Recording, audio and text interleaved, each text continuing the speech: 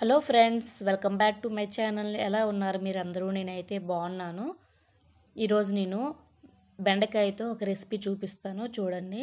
ఇది మా అక్క వాళ్ళ ఇంట్లో అండి. ఈ వీడియో నేను షూట్ చేశాను. ఈ రెసిపీ చేస్తుంది మా అక్క.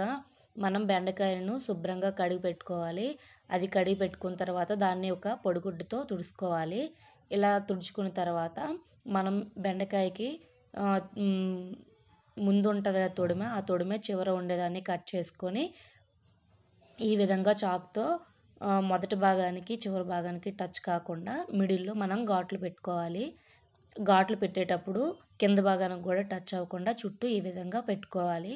ఈ విధంగా ఘాట్లు పెట్టుకున్న తర్వాత అందులోకి మనం ఉప్పు, పసుపు, కారం అవి ప్రిపేర్ చేసుకోవాలి. చూడండి, ఈ విధంగా ఘాట్లు అనేవి పెట్టుకోవాలి.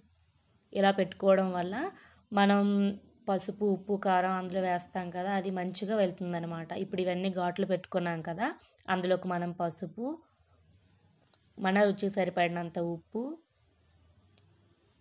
తగినంత కారం, ఇవేనండి, ఎక్కువ అవసరం లేదు. ఇవి తీసుకొని దానిపైన ముందు పసుపు చల్లుకోవాలి. అదేవిధంగా ఉప్పు, కారం ఈ విధంగా చల్లుకోవాలి. లేకపోతే 3 కలుపుకొనైనా దానిపైన వేసుకోవాలి. ఇలా వేసుకొని మెల్లగా కలుపుకోవాలి. మెల్లగా కలుపుకొని కొంచెం ఆయిల్ వేసుకోవాలి. ఆయిల్ వేసుకొని మరోసారి కలుపుకోవాలి. కలిపేటప్పుడు జాగ్రత్తగా కలుపుకోవాలి, లేకపోతే వీడిపోతాయండి బెండకాయ ముక్కలు. ఈ విధంగా మనం ఉప్పు, కారం, పసుపు బెండకాయలోకి వెళ్ళేటట్లు బాగా కలుపుకోవాలి. ఇలా కలిపి ఒక 5 మినిట్స్ పక్కన పెట్టుకోవాలి. ఇలా 5 మినిట్స్ అయిన తర్వాత వాటిని మనం ఫ్రై చేసుకోవాలి. చూడండి, ఈ విధంగా స్టవ్ ఆన్ చేసుకొని ప్యాన్ పెట్టుకోవాలి. ప్యాన్లో తగినంత ఆయిల్ వేసుకోండి. ఆయిల్ హీట్ ఎక్కిన తర్వాత బెండకాయలను అందులో వేసుకొని ఫ్రై చేసుకోవాలి. చాలా బాగుంటుందండి ఈ రెసిపీ, మీరు కూడా ట్రై చేయండి.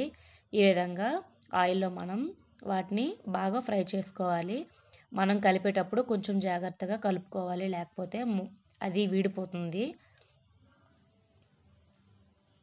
ఈ విధంగా మనకి ఇది పప్పుచారులోకి, సాంబార్ ఇలాంటివి చేస్తుంటాం కదా, అందులోకి ఇది ఫ్రై చేసుకుంటే చాలా బాగుంటుందండి. చాలా సింపుల్ అండి, ఒక 5 మినిట్స్లో అయిపోతుంది. మనకి టైం లేనప్పుడు ఈ విధంగా చేసుకొని తిన్నట్లయితే చాలా బాగుంటుంది. అలాగే మనకి టైం కూడా సేవ్ అవుతుంది. ఈ రెసిపీ కనుక మీకు నచ్చినట్లయితే లైక్ చేయండి, షేర్ చేయండి, నా ఛానల్ని సబ్స్క్రైబ్ చేసుకోండి. అదేవిధంగా అన్నీ ఆ విధంగా ఫ్రై చేసుకోవాలి.